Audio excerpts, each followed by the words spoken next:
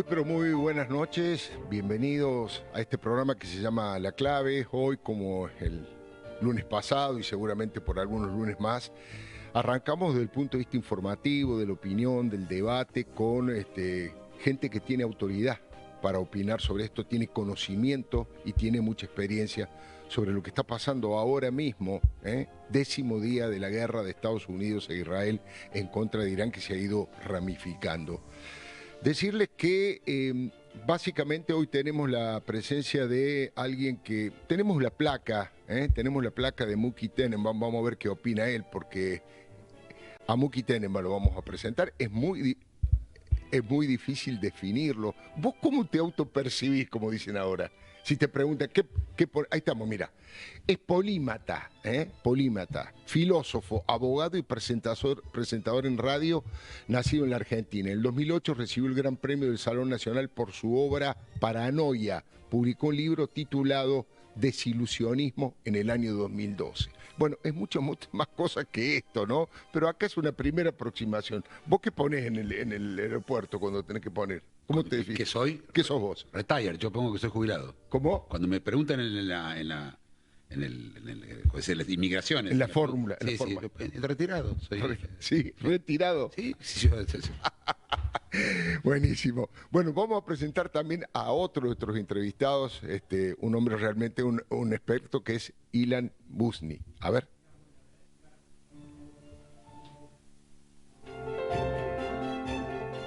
Licenciado en Relaciones Internacionales, licenciado en Ciencias Políticas, Gobierno y Administración, analista y especialista en Medio Oriente, es el presidente del Centro de Diplomacia Pública Basilea Atzat Ayeni de Argentina. ¿Está correcto todo eso? Espectacular.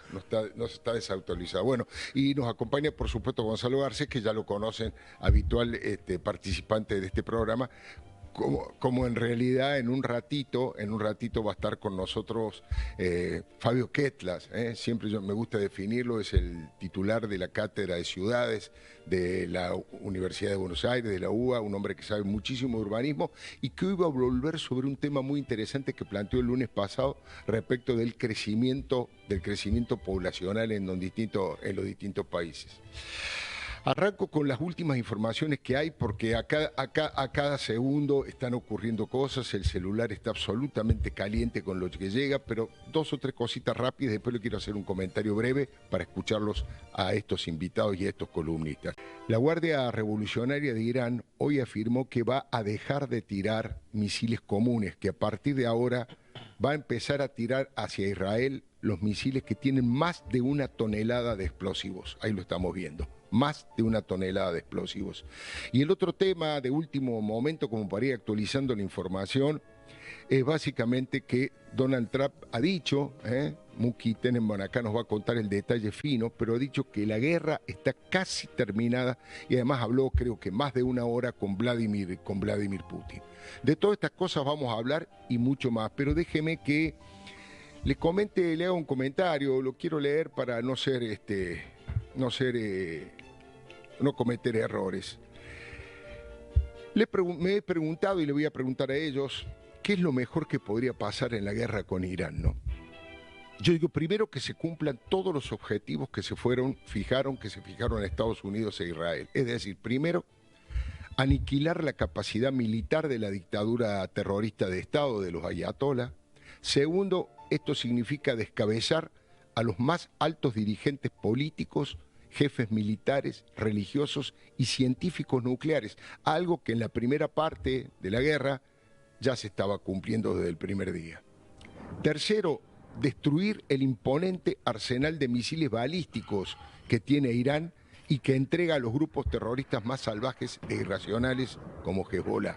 Cuarto, anular la posibilidad de que Irán pueda construir bombas atómicas, reducir a cero sus programas nucleares, dinamitando las bases donde enriquecen uranio y ensamblan todos los elementos. Quinto, que el valiente pueblo persa derroque a la tiranía teocrática, criminal, y que tome a la historia en sus manos e instale un gobierno de transición que respete los valores republicanos y democráticos. Si todo esto llega a ocurrir, los presos saldrán de las cárceles, las mujeres serán libres de verdad y se juzgarán los asesinatos masivos cometidos por la banda de Ali Jamenei y ahora de su hijo y heredero.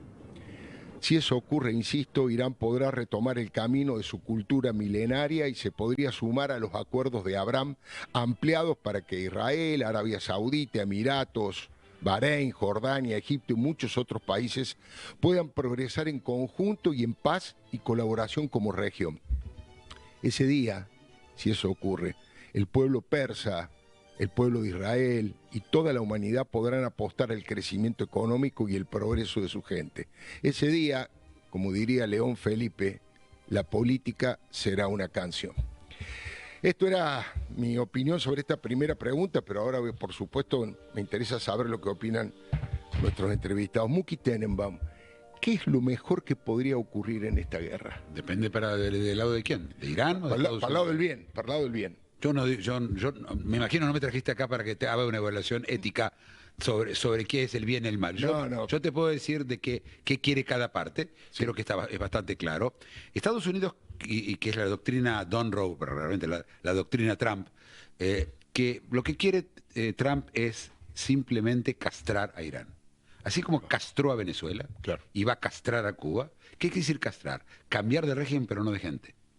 La misma gente maneja otro régimen. ¿Por qué? Porque esta gente, si no, se va a defender. Si no, va a haber un baño de sangre. Si no, va a haber lo mismo pasó en Venezuela. Lo que hizo Venezuela es brillante. Brillante. Porque de un plumazo, mirá, ni una sola víctima. Bueno, sí, los cubanos que lo están protegiendo. Esos eran gente armada. Pero sí, ni una sola víctima, ni hablar de víctimas civiles, ni una. Ni una. Y lo que está haciendo es una transición que va a terminar en una amnistía.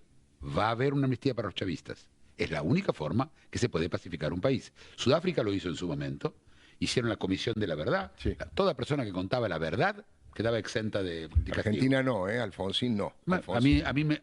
Yo no sé lo que hizo Alfonsín, yo te cuento qué es lo que quiere hacer Trump. Lo que quiere hacer Trump. Y en cuanto a... esto es lo que quiere Trump. Entonces quiere básicamente castrar. Ese es el verbo. El verbo es castrar. Es castrar, sacarle la virilidad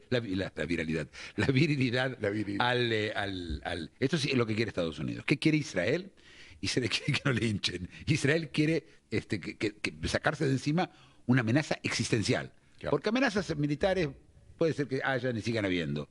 Pero no, el problema atómico es el número uno, no solamente los misiles. Yo te diría que la parte atómica es la que más importa. Y en la lista que vos hiciste falta lo más importante, sí, que te entreguen los 452 kilos de uranio enriquecido al 60%, de los cuales habló el negociador iraní. Hace 2 semanas se lo dijo en la cara al negociador americano a Vitkov.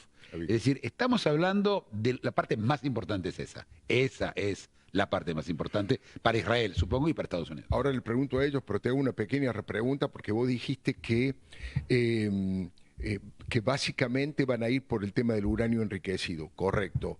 Ahora, ¿por qué todavía no han atacado fuertemente todo lo que tiene que ver con lo nuclear? Han ido previendo, se supone que son etapas. No, pero el ataque ya fue, cuando fue la guerra de junio, de los 12 días, pero no lo destruyó totalmente, Muki. No, tenemos que diferenciar entre las cosas. Primero, ¿cómo está el uranio? ¿Cuál es la forma física del uranio? Son unos tubos que tienen uranio gaseoso. Claro. Es decir, se convierte en gas el uranio y luego con el gas se vuelve a trabajar con las centrifugas para convertirlo, pasarlo de 60% a 90%, que eso lleva 2 semanas. 2 semanas. Nada más. Estos tubos no están todos juntos. Yo no puedo creer que los iraníes pusieron todos los huevos en la misma canasta. No, claro, son muy inteligentes, son muy vivos, nunca menospreciar al enemigo. Esto es algo regla importante. ¿Viste cuando Argentina-Camerún, te acordás? Claro. Es lo mismo. Vos, al final, viste, somos todos vivos, somos los grandes y te comen. Claro. O Argentina-Arabia Saudita, podemos seguir con esto. Arabia Saudita, sí. Entonces, viste, primero tenés que bajar a tierra y entender de qué es lo que va a pasar. Entonces, si vos tenés el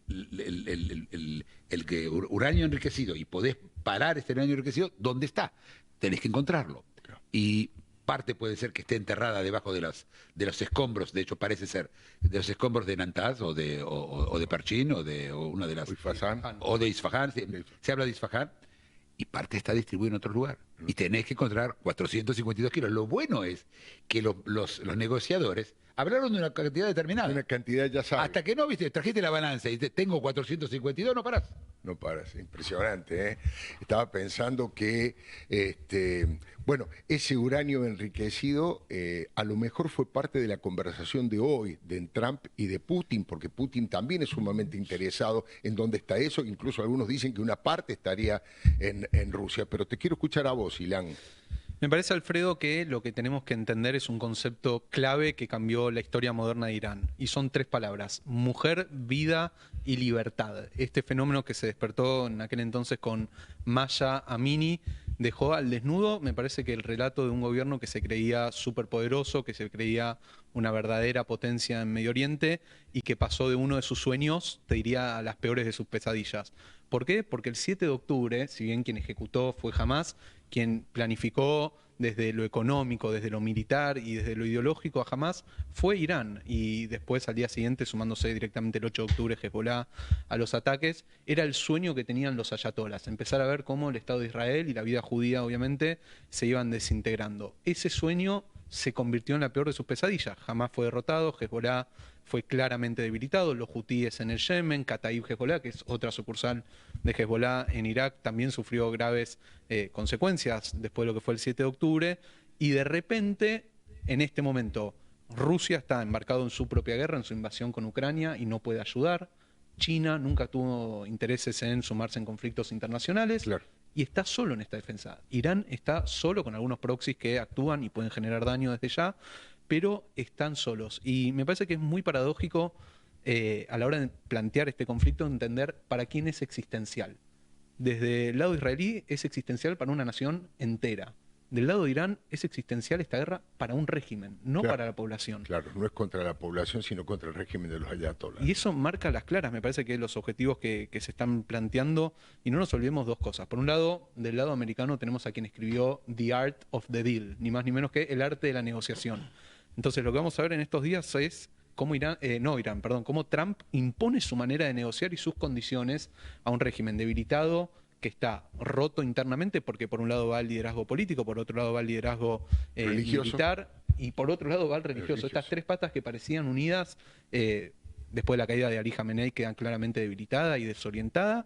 Y por el otro lado, la clave de lo que puede ser el próximo Medio Oriente. Yo creo que, Alfredo, y sin temor a decirlo frente a 2 eminencias que saben y mucho de esto, estamos frente al cambio geopolítico más importante después de lo que fue la caída de la Unión Soviética. A ese nivel lo pongo yo de importancia a lo que estamos viviendo. Estoy totalmente de acuerdo. El nuevo orden internacional que asoma en estos momentos, tiene una potencia y despierta unas esperanzas tremendas. Gonzalo Garcés, ¿qué dice? Yo tengo una pregunta para Ilan, para Muki, que saben de esto mucho, y es la siguiente. Se habla de una cultura en 2 niveles en Irán. La activista franco-iraní Mona Jafarian recientemente decía que el Islam, la dictadura islámica, es solo un fenómeno superficial en Irán, impuesto desde arriba, y al cual la población es generalmente refractaria. Habla, por ejemplo, de las fiestas populares, que son todas ellas heredadas del zoroastrismo, de la religión que existía en Irán antes de la conquista islámica. Claro. Es muy difícil en cualquier guerra distinguir lo que es propaganda de lo que son hechos. Por supuesto, la idea de que debajo de la costra de la dictadura islámica hay un Irán humanista, alegre, amante de la música, abierto al mundo, por supuesto es tentadora, porque nos hace pensar o nos hace ilusionarnos con la esperanza de que una vez descabezado el régimen y destruida la guardia revolucionaria, pudiese emerger de abajo ese otro Irán. ¿Es una realidad o es una ilusión? Qué buena pregunta. Es una ilusión. Es una ilusión. Es una ilusión.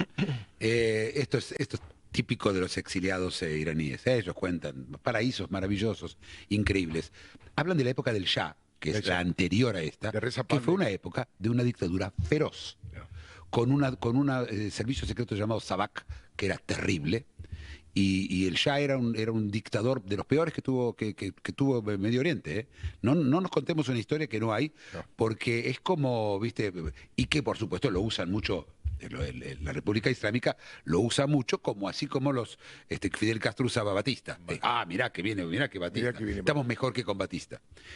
Adentro de la sociedad iraní, primero, solamente el 52% son persas. El resto son otras minorías. Entre ellos, sí, y son, por ejemplo, hay 23% de azeris. Los azeris son la misma etnia que hay en Azerbaiyán, solamente que están ahí. Para que tengas una idea, ¿cómo se llama? El jefe de Estado. ¿Cómo se llama? Mojtaba Jamenei es azeri, no es persa.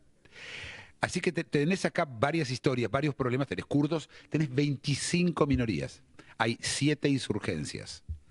El peligro con Irán es que además se desmiembre. Además. Claro. Además hay un peligro de desmembramiento que sería realmente un dolor de cabeza. Y ahora no tenés un país islámico, tenés 25 locos, dando vuelta cada uno con su territorio, peleándose entre ellos. Algo que tuvimos parecido en Siria durante muchos años. Solo que en Siria eran menos minorías. Imagínate en Irán. Ahora, volviendo, si me preguntás si la gente, por supuesto que debe haber gente que le gusta la música, humanistas, etcétera, pero es un porcentaje chico de la población. La mayor cantidad de gente son, yo te diría, ni una cosa ni la otra. Se levantan en la mañana, van a trabajar, viven una vida de hábitos y se mueren al final de esa carrera. No hay una cultura, yo te diría, especial en Irán. ¿Cuál sería entonces el escenario ideal? Pregunto. Y yo le agrego 2 cositas para Irán. La gente que asesinaron, que algunos hablan, recién Muki dijo la frase 30.000, otros dicen un poco más, un poco menos, pero un asesinato masivo, y la posibilidad de que ingrese una guerrilla kurda con un techo de protección de la aviación estadounidense a Israel. ¿Eso ayudaría? ¿Existe? ¿Es fantasía, como dice, de los exiliados? Yo trato de explicar lo siguiente. Si hay algo que está claro es que hay que dividir lo que es la capacidad de gobernar con el apoyo popular.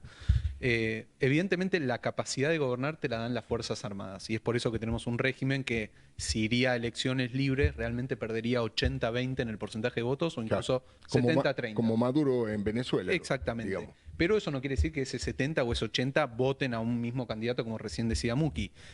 Los kurdos pueden ser parte de la solución y parte del problema, porque los kurdos son realmente combatientes en Medio Oriente serios, han combatido al ISIS, ni más ni menos, en muchas partes, y de repente estamos hablando que son el 10% de la población en Irán, o sea, casi unos 9 millones o 10 millones, y pueden quedar armados. ¿Y qué pasa si la persona que hereda el poder después de los ayatolás no es del gusto de los kurdos? ¿Qué hacemos con esa población armada o con ese ejército que busca lo que se conoce como la liberación del Kurdistán? Estos son muchos problemas porque es una población claramente heterogénea. Ahora bien, nosotros estamos hablando de por lo menos 35.000 muertos, que fue lo que confirmó Donald Trump. Es muy paradójico que de manera oficial se reconocieron apenas 3.000.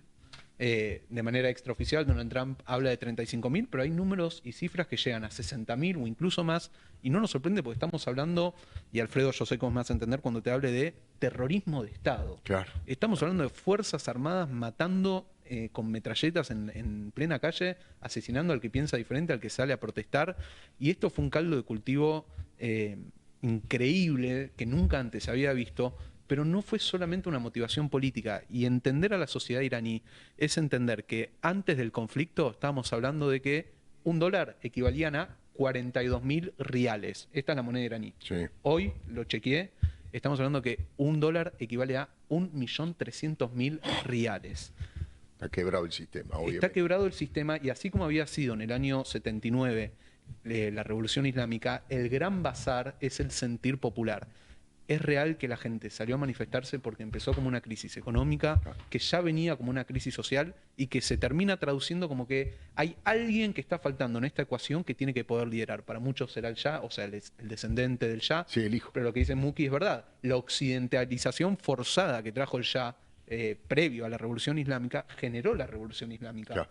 Entonces, es el Shah el que se tiene que mostrar como el gran, no solamente heredero, sino quien tiene la capacidad de gobernabilidad. En este momento las Fuerzas Armadas le dicen bajo ningún punto de vista. Claro. El respaldo norteamericano va a hacerlo todo para quien tenga que liderar en un futuro a Irán. Les pregunto a los tres si creen que hay posibilidad y que sería positivo para la resolución del conflicto que bajaran tropas, tanto estadounidenses como israelíes, que con las botas, con los soldados directamente en el territorio. La inmensa mayoría que he escuchado dicen que sería una locura, que no corresponde, que es un país demasiado grande y generaría otra cantidad de repercusiones. Pero me gustaría saber, Muki, lo que pensás, Ilan y Gonzalo.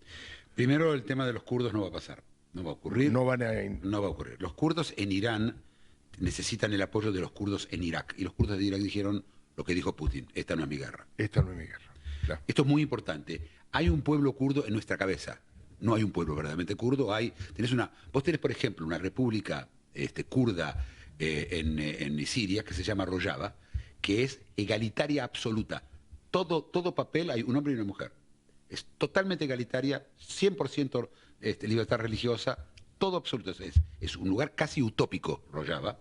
Y bueno, yo conocido 2 personas de Rojava, muy, muy impresionante.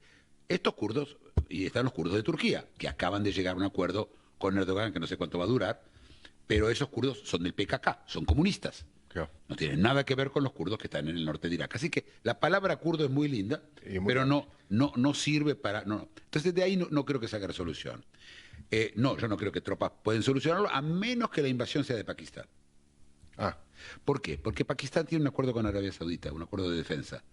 Y ya advirtió, Pakistán oficialmente le dijo: miren, señores, que si siguen disparando contra Arabia Saudita y Arabia Saudita dice: tenemos un acuerdo, nosotros vamos a intervenir. Van a cumplir el acuerdo. Y ellos tienen frontera con Irán. Claro. Entonces, tienen un poderío... todo está mirando la mirada del este. Claro. Pero igual, creo que esta historia... A ver, alguien dijo, y creo que no hizo sus deberes en historia, que no se puede cambiar de régimen solamente desde el aire. Japón, 1945, demuestra lo contrario. Claro. Nunca, no llegó un solo soldado americano y los japoneses se rindieron. Dijeron que no se van a rendir, claro, todas las cosas que sabemos, pero al final se rindieron. Al final. Así que te va a depender mucho del nivel de devastación y de falta de futuro y de esperanza, y va a depender mucho de que Trump cumpla o haga o demuestre que piensa darles amnistía a los que se dan vuelta. Claro. Porque al final vos necesitas que esos tipos que tienen las armas se den vuelta, sí, ellos.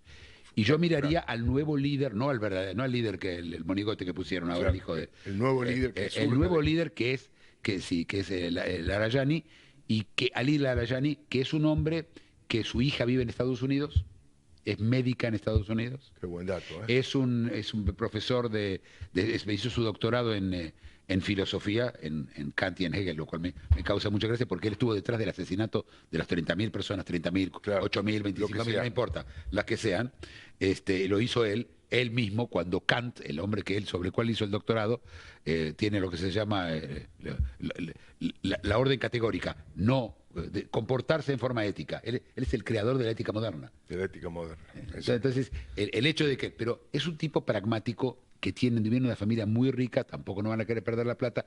Él es el Delcy Rodríguez posible. El Delcy Rodríguez. Y yo te diría que la vía de comunicación vía la hija, no me va a sorprender que estén hablando vía la hija. No me sorprendería, perdón. ¿Dónde tiene la fortuna? Porque... En Londres. Por supuesto, nadie tiene la fortuna dentro de Irán. Dicen que una parte... Irán, por supuesto, en Venezuela, también dicen que en Venezuela también tenían alguna... Venezuela, nada. La historia de Irán y Venezuela fue muy exagerada, Alfredo. La verdad que sí. Pero bueno, porque son venezolanos, ¿viste? ¿Verdad?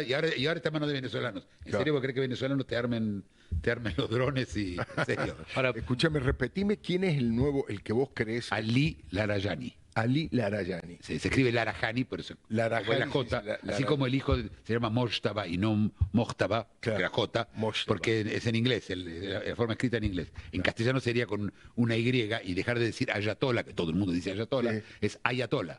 Ayatollah, no la Y no Los cordobeses decimos Ayatollah. Ayatollah decimos. Yo agrego a lo que dice Muki, en lo que estoy de acuerdo, que hay un factor central tanto para Estados Unidos como para Israel, que se llaman elecciones. Las elecciones están jugando de dos maneras diferentes tanto para Estados Unidos como para Israel. Aunque es muy pronto hablar de manera definitiva de lo que va a pasar en Estados Unidos, arrancó en marzo el periodo electoral, termina en noviembre con mayor fuerza. Nunca cuando Estados Unidos mandó fuerzas, digamos, de manera a otro país, terminó de buena manera para los electores, sobre todo republicanos. Sí, Bush.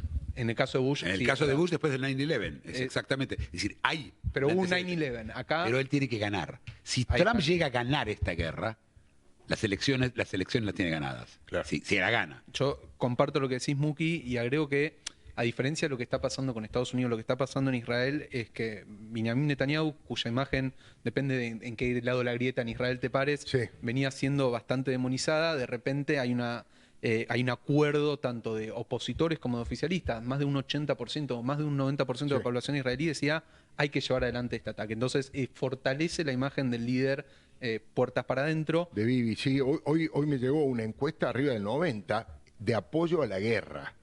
Obviamente, pero se desprende que quien la está ejecutando y la Si está hay liderando elecciones hoy es en Israel, Netanyahu. según las últimas encuestas, el partido de él, que vive en coaliciones permanentes, Sí. sacaría mayoría absoluta. Pero las elecciones... Es circunstancial, además, estamos en el medio, Pero, claro. pero al final, una vez que haya paz, créeme que todos vuelven a los negocios A la anteriores. anterior. Es muy efímero todo esto. Y yo lo que agrego, que me parece que es súper interesante, es que yo creo que sí va a haber necesidad de que haya el famoso boots on the ground, o sea, fuerzas americanas o israelíes en territorio, pero no de manera masiva, sino como algo más quirúrgico, y esto responde Comandos, a la cuestión. Comandos, claro. Comando muy específico para sacar el uranio enriquecido en Irán. Yo creo que hay que creerle, y quedó más que plasmado el famoso 7 de octubre, cuando te dicen te vamos a matar. Y si en Irán todavía queda gente con ganas de matar a los israelíes, no solamente a los israelíes, a los saudíes, a los emiratíes, Claro. a cualquier persona del mundo árabe, yo no le dejaría nada de uranio, menos en un 60%, cuando faltaban pocas semanas para llegar a ese Tampoco, famoso 93,8% de uranio enriquecido, que es lo necesario para tener una bomba atómica y además un misil que pueda llevar el material atómico como destino. Miniaturizado. Este es el problema que ellos tienen. Exacto. Hay que ver si tienen la miniaturización necesaria. Yo dudo, ¿eh?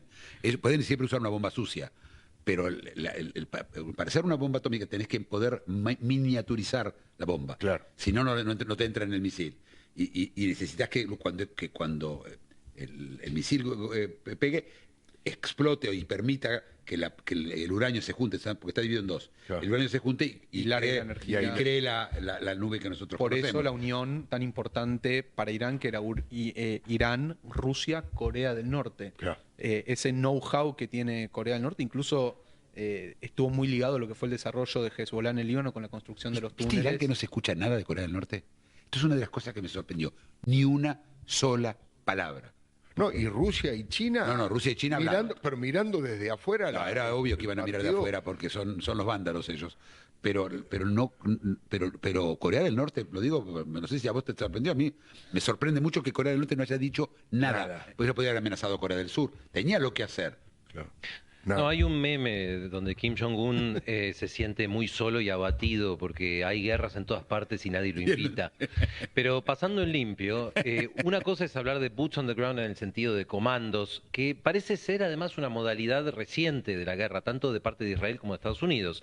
El descabezamiento del régimen de Maduro, la guerra de los 12 días, obras de arte de la guerra quirúrgica como el episodio de los Vipers de Hezbollah, pero lo que no vamos a ver sin duda es soldados desembarcando estilo Normandía, una invasión a gran escala, porque Claro. si hay algo que ha traumatizado al público en Estados Unidos es la idea de la ocupación de un país como sucedió en Irak, con resultados desastrosos, y la idea también del nation building, digamos, de la idea de crear una nación y un sistema a partir de nada. Eso parece difícil pensar que Trump pudiera proponer esto o hacerlo y aún así ganar las elecciones, ¿me equivoco? Bueno, si querés lo respondo yo. Sí, dale, No, contéstalo vos, Irán. yo no creo que te equivoques. Sí hay un trauma generalizado, sí hay una idea de que cada vez que va un soldado americano a una guerra que le es ajena, llevando valores occidentales, eso no termina bien y termina perjudicando y mucho, no solamente la imagen de los Estados Unidos, sino puertas para adentro a los líderes. No, y empiezan a regresar las bolsas negras con los cadáveres, que cada uno de esos es un sacudón en el propio electorado y en la propia autoestima estadounidense, ¿no? Desde ya que sí, por eso yo creo que la idea de Trump como lo demostró en Venezuela, y hay comparaciones que pueden ser, toda comparación es injusta, me parece, de base, pero que en algunos casos tiene algún paralelismo, esta idea de descabezar al régimen, pero que alguien del régimen sea quien tenga que gobernar, le da una cierta estabilidad para que no se termine como Irak o incluso Afganistán, donde vemos de vuelta la vuelta de... Claramente, se me fue el nombre del grupo terrorista en este momento, los talibanes, de los talibanes al poder, del norte. porque dejaron un gobierno que parecía democrático y más, pero lo dejaron debilitado completamente. Sí. Entonces, me parece que Trump sí aprendió de la historia y que está tratando de cambiarla de cierta manera. Hay que ser paciente. No son los mismos pueblos, ¿sí? Estamos de acuerdo. Los afganos decían, a mí me gusta mucho el dicho afgano, ustedes tendrán los relojes, pero nosotros tenemos el tiempo. Claro. Ellos... ¿Sabés que ellos nunca jodieron a nadie? La verdad es que Afganistán, a ellos todo el tiempo venían a invadirlos a ellos. Ellos quieren vivir en las montañas, quieren que las mujeres sean lo que ellos quieren que sean, y se termina que nadie se meta. Y todo el mundo viene a meterse, y todo el mundo le viene a decir a ellos cómo tienen que educar a las chicas. Y entonces tenés gente que está muy amargada y que no quiere hacer, pero son gente que tiene... No podés comparar a los pueblos, el afgano y el iraní. De hecho, el afgano y el iraní. De hecho, el grupo que tiró abajo a los talibanes era de etnia persa. La famosa coalición del norte, apoyada por Irán. Irán siempre, todo donde ellos puedan matar sunnis, siempre están a favor. Claro. Entonces ellos apoyaron a esa invasión. Creo que el paralelismo entre los dos no alcanza a explicar por qué no va a haber boots on the ground. No va a haber boots on the ground simplemente porque parece que va a alcanzar con el bombardeo. Yo creo que simplemente les va a alcanzar. Y entonces no va a haber la discusión se va a diluir. Sí, y estamos recién en marzo, sí, falta todavía mucho. Qué interesante, ¿eh? Quiero introducir un tema que también es bien polémico, que tiene distintas aristas, que es el rol de la Unión Europea. Desde el rol de la Unión Europea, en el caso de que exista. Y Uruguay, hablamos del Uruguay. Paraguay, Ruanda, el rol de Ruanda.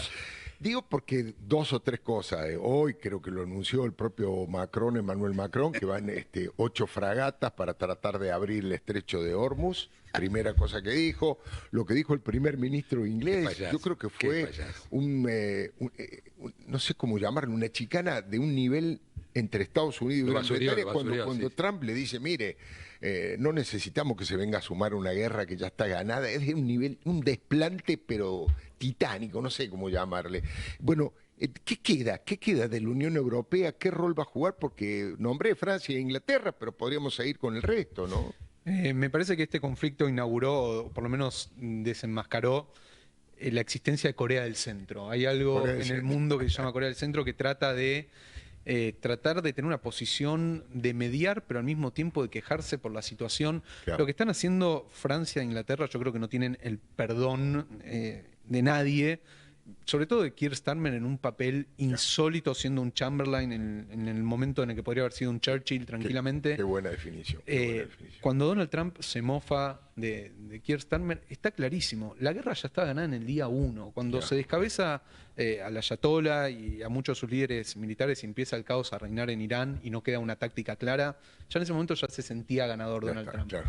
Mandar un portaaviones para que llegue 10 días tarde, cuando ya la situación está calmada. Cuando Donald Trump dice, quédense tranquilos los buques que estén pasando por el estrecho de Hormuz, que cuenta con el respaldo de los Estados Unidos.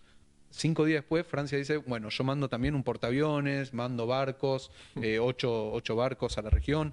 Y es más, cuando manda el portaaviones no dice para atacar a Irán, ¿eh? No, para Chipre. Para defender la alianza que tiene con los países del Golfo. Sí, es insólito el rol de Macron y además... ¿Hay muchos países del Golfo que hablan francés? Pregunto yo, ¿no? Mirá, una cosa cuando van a defender a Malí, todo francofón. ¿Qué? A ver, hay un dicho famoso que es llevar a Francia como aliado a la guerra es tan importante como llevar un acordeón cuando salís a cazar. Mirá, te voy a decir no algo. Estoy de acuerdo, porque he oído que en todas las fragatas francesas llevan agua mineral con tapita ecológica. Ah, sí, la que te queda colgando, te hincha y te mete en el ojo. Sí, la conozco. Te voy a decir algo que me hizo acordar esta semana que es muy paradójico. ¿Se acuerdan cuando Biden gobernaba Estados Unidos o él era quien lideraba los destinos de la nación? Parecía que gobernaba, sí. Lo llamó a Netanyahu y le dijo, no entren a Rafah, en plena guerra, sabiendo que los secuestrados, muchos de ellos estaban en Rafah. La semana pasada, Macron, queriendo imponer su carácter y llevarse su crédito en todo esto, lo llama a Netanyahu y le dice: no se metan en el Líbano, no escalen con Hezbollah. Qué bárbaro. Ese llamado, que me parece que es patético y que habla también de los intereses franceses, que nunca le interesó en el corto ni en el largo plazo a Macron, sobre todo un Israel fuerte, un Israel que prevalezca en la región, es no entender lo que está pasando, es no entender que este es el momento para darle un golpe de gracia total a Hezbollah, de cortar definitivamente ese tentáculo del pulpo cuya cabeza es Teherán. Hoy estamos hablando de que autoridades, yo entiendo, una cosa es decir y otra cosa es hacer, y para hacer falta mucho, pero que autoridades, el primer ministro libanés diciendo: queremos hablar de paz con Israel, estamos en contra de lo que hace Hezbollah, le sacaron las visas a los ciudadanos iraníes en el Líbano. O por ejemplo, Israel se ocupó de sacarle visas antes. Eso es verdad. De forma perfunctoria, disparando con un dron a una ventana de un hotel. No había quien porte esa visa, en realidad, eso pasó. Pero es lamentable el rol que está teniendo Europa en esta guerra, que tampoco pudo parar la invasión de Rusia a Ucrania. La Unión Europea está en declive, y quien leyó eso me parece que a la perfección, y todavía no lo hablamos, pero me parece que es una figura súper interesante y me parece que explica un montón de todo. Es ni más ni menos que el secretario de Estado norteamericano, Marco Rubio. Una semana antes de la guerra dijo: señores, el viejo orden se terminó, ustedes tienen que entender que algo nuevo está sucediendo. A ver, vamos a empezar, si me permitís, primero Europa. ¿Cómo no? Europa son estados vasallos. Volvimos al Imperio Romano. Pensá en el Imperio Romano. Estados Unidos es el Imperio Romano. Y los otros países se dividen en dos: o vasallos o vándalos. No hay más. Europa son estados vasallos de Estados Unidos. Es decir, hacen lo que dicen los americanos, porque si no, no hay nadie que los defienda. Hoy las cosas se rigen por la decisión de Donald Trump. Y Europa es un estado vasallo, y son estados vasallos, y se los hicieron saber. Se lo hicieron saber a Starmer, se lo hicieron saber a Macron. No importa, lo que ellos hacen es realmente un acordeón. ¿Sí? No tienen nada para entregar. Párrafo aparte para Pedro Sánchez. Sí. Pobrecita, este es un payaso. ¿Por qué no habla de Delía? Es el Delía de Europa. El Delía de Europa. Él es el Delía de Europa. Los europeos se ilusionan con la idea de rearmarse, de independizarse de Estados Unidos. Se habla mucho del rearme de Alemania, por ejemplo, por primera vez desde la Primero que Alemania está en medio de una quiebra. Está en la quiebra. Alemania está muy mal económicamente, no puede rearmar nada. Sí, ya gastó 500.000, cambió la constitución para poder gastar 500.000 millones de dólares, tomar préstamos para poder comprar armas. Es irrelevante. Esta gente no puede defenderse. Ellos saben que no pueden defenderse, tienen terror, se van por vacaciones de 6 semanas, gastan la plata que no tienen, ¿sí? Porque se termina el mundo, para ellos no hay chicos, no hay hijos. Pero lo más importante es esto. El motivo que Estados Unidos va a seguir con su hegemonía es la inteligencia artificial. Europa no tiene inteligencia artificial, China no tiene inteligencia artificial, Sudamérica no tiene inteligencia artificial. Estados Unidos es la dueña de la inteligencia artificial. Domina los 3 monopolios que son la base de la inteligencia artificial. Para hacer inteligencia artificial necesitas chips. Y hay 3 monopolios, 1, 2, 3, los 3 controlados por Estados Unidos, que están detrás de este poder. El primero es ASML, una compañía en Holanda, que es la compañía que hace las máquinas que fabrican chips. La única en el mundo, y le lleva 25 años a cualquier competidor. 25 años. La segunda es TSMC, en Taiwán. Es la que hace los chips, los mismos chips. La única que sabe hacer los chips. 92% de los chips de inteligencia artificial se hacen en las fábricas de ellos, de TSMC. Yo estuve ahí, es muy, muy interesante, en Taiwán.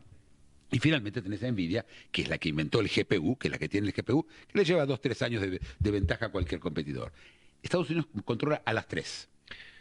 Tengo una pregunta para vos, Muki, por afán de conversar, no por contradecirte, pero el año pasado, cuando China presentó su propia inteligencia artificial, DeepSeek, se habló en parte de la prensa norteamericana de un momento Sputnik, en alusión al momento en que en la carrera aeroespacial los rusos fueron los primeros en poner un satélite en el espacio y por lo tanto Estados Unidos se vio impelido a sacudirse la modorra y adelantarse. ¿Qué pensás de eso? Pienso que simplemente hoy sabemos que no era verdad, era obvio que no iba a ser verdad. Todo lo que los chinos dicen no les creas. En general, es una buena política. Probablemente te equivoques en un 10-20%. El resto es mentira. Los chinos roban, copian, declaran todo el tiempo, están en medio de una crisis económica gigante. Yo nunca menciono mi podcast. Yo tengo un podcast que se llama El Observador Internacional. No lo menciono porque no me gusta hacer propaganda. No, pero tengo uno que se llama China Game Over. En el Observador Internacional con Horacio Cabac. No existe China. La historia del DeepSeek tiene varias cosas. Primero, los chips que ellos dijeron que eran de ellos era mentira. Usaron chips robados que ellos robaron.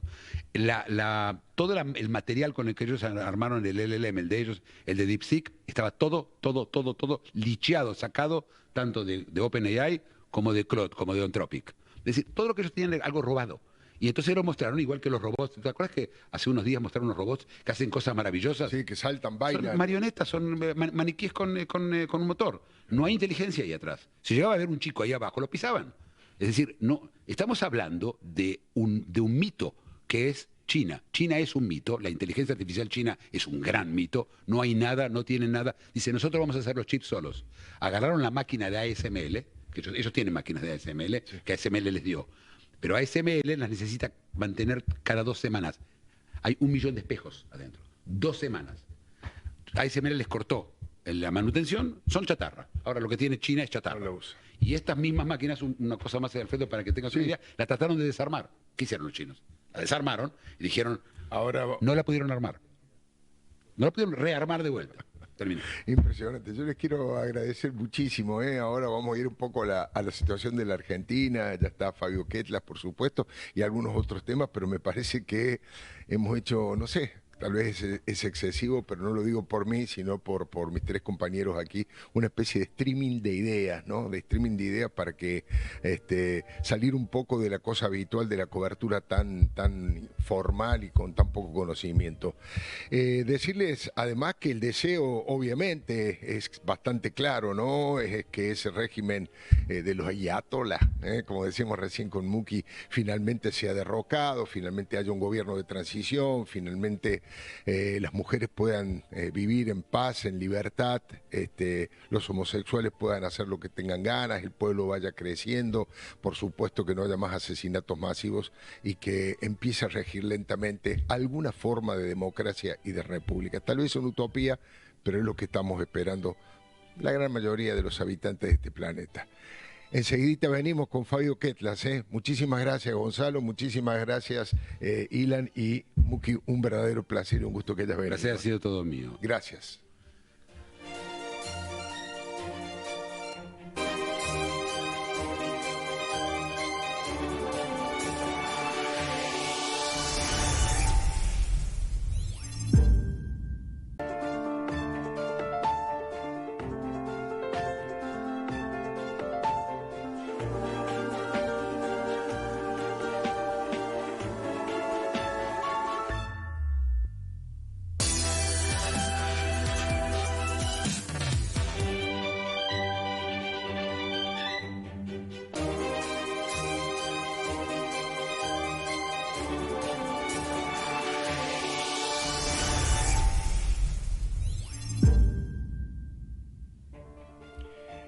Bueno, para ir a la parte argentina de este programa tan especial, les estoy mostrando este libro, Los relatos bíblicos de quien está aquí a mi derecha, Gonzalo Garcés, no ideológica, sino simplemente geográfica, que está geolocalizado aquí a mi derecha, Gonzalo Garcés, las historias, las ideas y los personajes que formaron Occidente, los relatos bíblicos, un libro apasionante desde el enfoque y desde la hechura, que ya está entre los puestos más importantes de venta, por supuesto, por todo lo que significa como atractivo. Así que felicitaciones, Gonzalo. Y aquí a mi izquierda, el hombre hincha del Barça, el hombre hincha del Barça, Fabio Ketlas.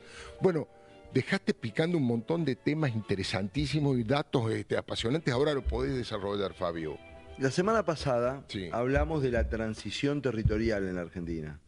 Pero esa transición territorial va acompañada, Alfredo, también de una transición sociodemográfica.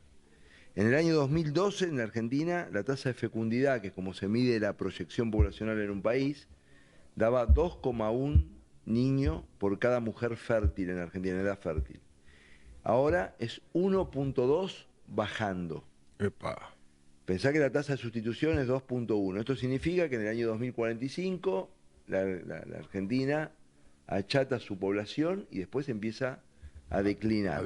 El fenómeno no es exclusivamente argentino. Tenemos algunas placas para ir viendo. Cuando quiera las pedís. Podemos ver la primera si quieren. El fenómeno no es exclusivamente argentino. Claro. Los 5 países con menos tasa de crecimiento demográfico son todos del mismo barrio: Corea del Sur, Taiwán, Singapur, Hong Kong, Macao. Tasas pobrísimas. Empieza la caída de la población en 2 o 3 años. Claro. Corea, proyección de mitad de población dentro de 20 años. Crisis en el sistema previsional. Bueno, es una verdadera tragedia.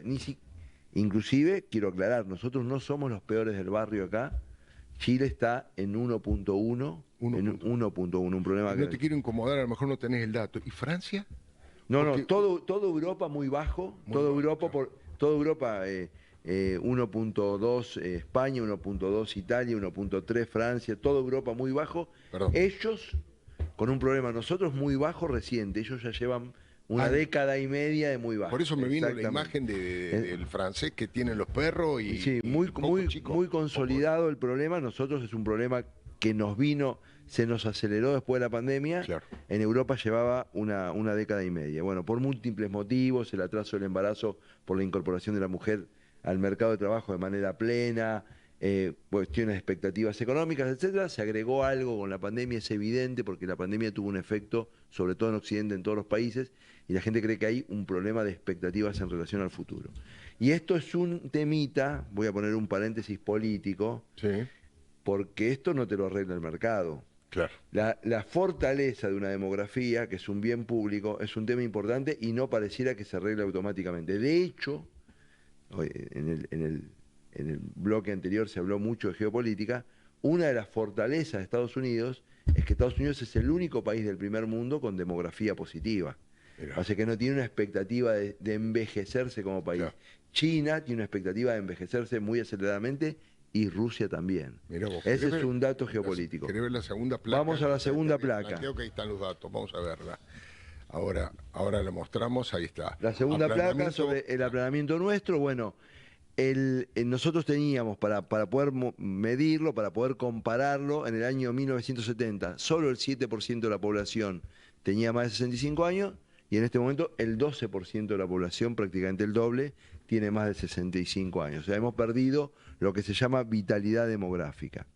Y esto se cruza con otra agenda que yo la quería traer y que también está vinculado con lo que se hizo en el bloque anterior, que es la agenda de las migraciones. O sea, recién dijimos que Estados Unidos tenía potencia demográfica, entre otras cosas, porque era un país proclive a recibir migrantes. O sea, su tasa de sostenimiento de la natalidad está más dada por los migrantes que por los pobladores nativos. Y esa es una cuestión relevante, bueno, en Europa es súper relevante en términos de cómo se gestiona esa sustitución demográfica, bajo qué reglas, con qué mirada, con qué visión, etcétera, etcétera, pero decirte que migran transfronterizamente, no solo migraciones internas, claro. 304 millones de personas por año en las últimas mediciones, que es duplicar la tasa de los años 90. Nosotros, que nos jactamos de ser un país de inmigrantes, la Argentina tiene 2,3 millones de migrantes, es el 5% de su población. Acá vamos a la tercera placa. Vamos a la placa. Comparemos. Ahí está.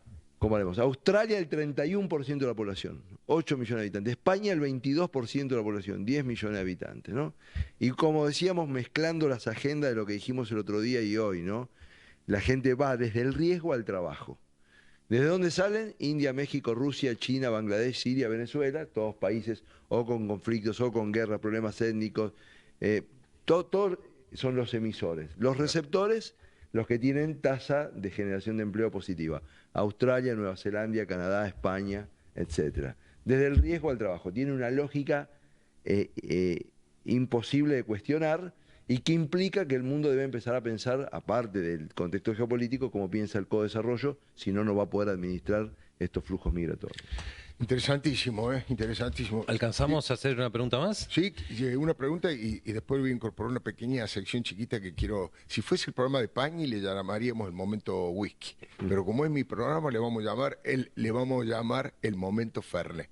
Haga la pregunta. Esta es mi pregunta para vos, Fabio. El tema demográfico tiene algunos aspectos que son aterradores. Uno es que el declinar de una población, estar por debajo de la tasa de reproducción de la población, parece ser históricamente un predictor seguro de colapso nacional o civilizacional. Hay un ejemplo que es muy potente. A fines de los años 70, cuando la Unión Soviética aparecía en el colmo de su poder, un francés, Emmanuel Todd, publicó en solitario y ante la burla de todos un libro que predecía antes de 10 años la caída de la Unión Soviética, basado en un solo predictor, que era la baja de la natalidad. Y se cumplió. Ese es un aspecto, pero el otro aspecto terrorífico es que nadie parece haber podido dar una causa convincente o un grupo de causas convincentes para la baja de la natalidad. Vos mencionaste la expectativa de futuro, eso me parece muy interesante. También la incorporación de la mujer al mercado del trabajo, pero no existe una causa única, lo cual también hace que no exista un remedio, y eso es quizá lo más aterrador de todo, porque tenemos los casos de China, de Japón y de Corea del Sur, que son países desarrollados donde la natalidad ha alcanzado pisos dramáticos y han hecho de todo, desde tratar de subvencionar a mujeres para que se queden en casa, proponer nuevos canales de pornografía en Japón para excitar más a los hombres, para que haya más sexo, o sea, medidas auténticamente desesperadas, y ninguna funcionó. Hay, muy acertada tu reflexión en torno a la multicausalidad en relación. Es una decisión tan trascendente que parece muy poco reversible por políticas públicas. O sea, es tan condicionante de la vida de las personas tener un hijo que te dé un crédito hipotecario, te dé una semana más de vacaciones, es irrelevante en términos de la trascendencia que tiene tener un hijo. Tal vez por el lado de la religión o de la fe ayudaría un poco más que la propia política. Exactamente. Pública. Ahora decirte como buena noticia que hubo algunos países que, vamos a hacer la imagen, que pansearon la curva, que son los nórdicos, poniendo recursos fiscales abismales, ¿no? En términos de cheques, beneficios, etcétera, etcétera, y que lentamente en los últimos años, tanto Dinamarca como Suecia, están levantando la curva y están produciendo un fenómeno único en la historia de la humanidad, que es que las mujeres de clase alta, que son las que se dan el lujo, comillas, de tener 2 hijos, por primera vez en un lugar en el mundo, tienen más hijos que las mujeres de clase baja. Único en el mundo. Único en el mundo en la historia. Qué interesante. O sea, es un lujo tener un segundo hijo, y ese es un lujo que se lo pueden tener solo los pudientes. La gente que tiene dinero. Claro, que revirtiendo todo un atavismo histórico en torno a que las familias más numerosas siempre eran las más humildes. Este tema de los países nórdicos muestra que hay algún alcance de la política pública, en algún lugar se llega con la política pública. El gran tema, él planteó el tema de lo religioso. La idea de que el lugar inequívoco de la mujer era el lugar reproductivo, es una idea que se corrió, por supuesto, y que es parte de la narrativa de liberación femenina. Reconstruir la idea de familia y de responsabilidades pareciera ser que es un eje no explorado sobre el que habría que trabajar. Señores, nos quedamos sin tiempo. Yo quería poner un momento Fernet y hablar de algo que los tres nos encanta, porque los tres somos futboleros. Le quería preguntar qué le parecía lo de Messi con Trump y hablar un poquito de Fochibol, pero no lo vamos a poder lograr porque ya ha terminado este programa. Pero en los próximos programas vamos a hacer este momento especial para hablar como si estuviéramos en un café de cosas que no son tan trascendentes a lo mejor, pero que nos interesa comentarles. Así que con Fabio Quetlas y con Gonzalo Garcés lo espero el próximo lunes aquí por DNews a las 21. No se olvide.